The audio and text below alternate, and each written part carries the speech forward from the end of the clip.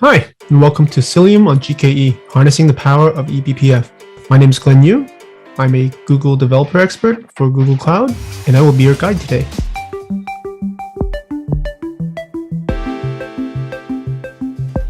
Before we kick things off, let's quickly talk about the problem that Kubernetes currently faces, and that is scaling. This is largely due to the fact that kubeproxy still uses IP tables for load balancing. You see, when you make updates to an IP tables rule, you're actually recreating and updating all the rules in a single transaction. And this happens every time you add or remove pods and services, as well as each time your cluster scales in or out. Not only that, but when the rules are being processed and matched, it's done so sequentially. So if you have a very large rule set, or if you're under heavy network traffic, you can see how performance can start to degrade. But this isn't really IP tables' fault. No, it's 20-year-old technology, and it wasn't designed for an environment that's as dynamic as Kubernetes. It was created during a time when servers and VMs would just run one or two applications, and IP tables would rarely need updating. You're probably thinking, well, the solution is simple. Why don't we just replace IP tables with something more modern? Yes and no. It's not that simple. You see, innovation has been traditionally slower in the Linux kernel in favor of more security and stability. I mean, just look at IP tables. That's a prime example.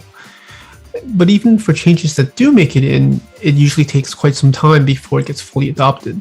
One approach that's been taken to provide additional features is through kernel modules. But kernel modules has its own pitfalls as well, and modules are often kernel specific.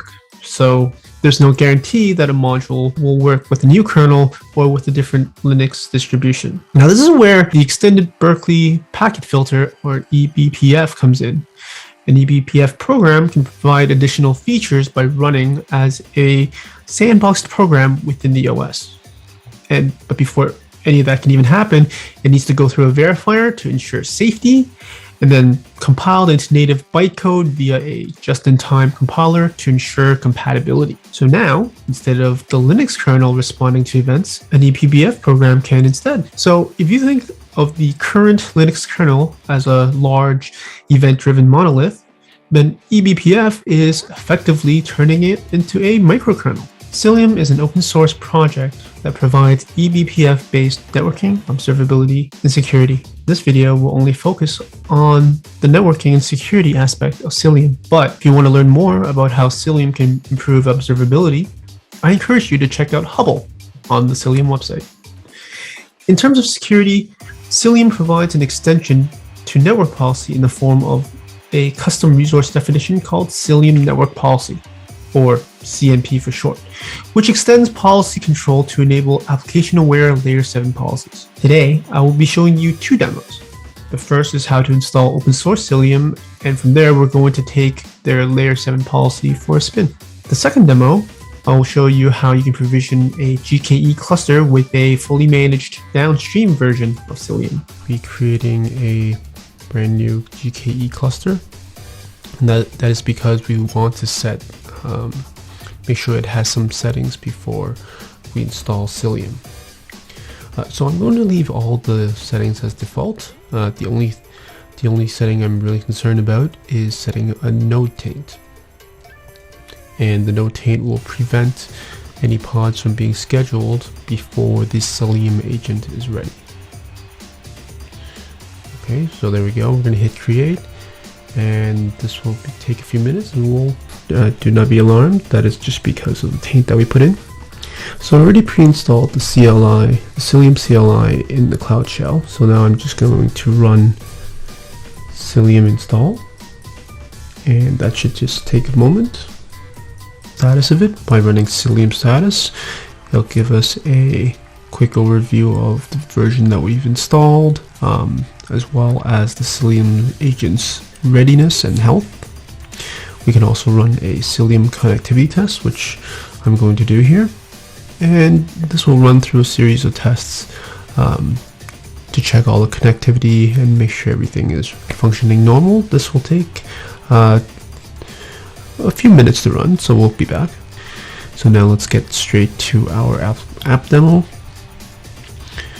You can get this demo from the Cilium website. It is a Star Wars themed demo. So what it deploys is a Death Star service, as well as two ship pods, a TIE fighter and an X-Wing. The Death Star service exposes an endpoint where the ships can request to land. So here I am. I'm going to submit a post to the request landing endpoint, and of course the TIE fighter is allowed to land, but unfortunately so does the X-Wing. That is because we don't have any policies in place to prevent the X-Wing from hitting the same endpoint. So we're going to remedy that. We are going to apply a network policy, a Cilium network policy. This has layer 3, layer 4, and layer 7. So let's take a look at the rules. So as you can see, the ingress allows will match labels to allow only ships or pods that belong to the org empire on port 80 TCP, and it only allows the post method on the V1 request landing path. So let's try that again, and now we're going to get a timeout.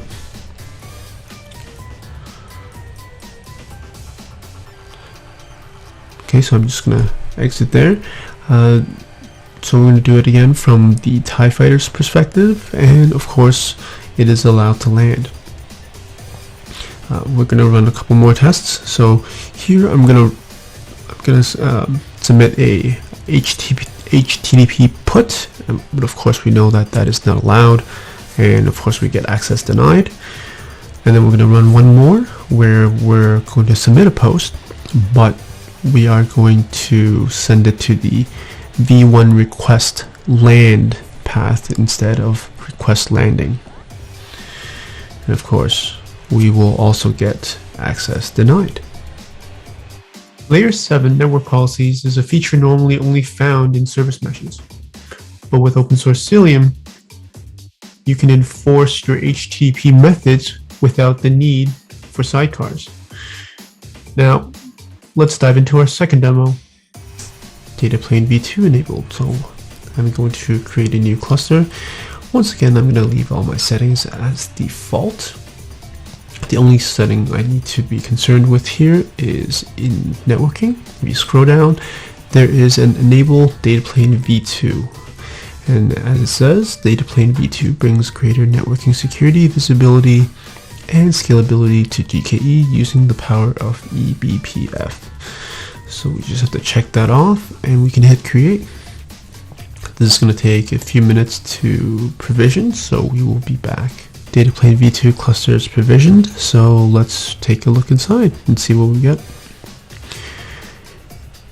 If you look at the kube system namespace, what you'll see, or rather what you won't see, is kube proxy. And that is because it's been replaced by Cilium. Data Plane V2 runs a downstream version of Cilium, so it is called, instead of calling it Cilium, it shows as ANET and ANET-D for the Cilium agent daemons. Now, the features that you get from GKE Data Plane V2 is different from open source Cilium. With Data Plane V2, you get an easy-to-use, fully managed Cilium implementation with kube proxy replacement, meaning you don't have to deal with IP tables.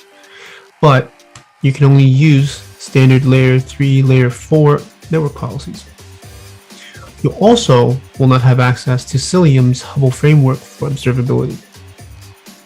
However, with open source Cilium, you do have access to the advanced application-aware network policies, but you'll have to deal with IP tables.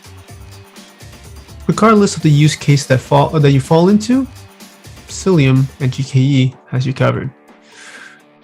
If you would like to learn more about Cilium or GKE Data Plane V2, you can check out the links below. Bye for now.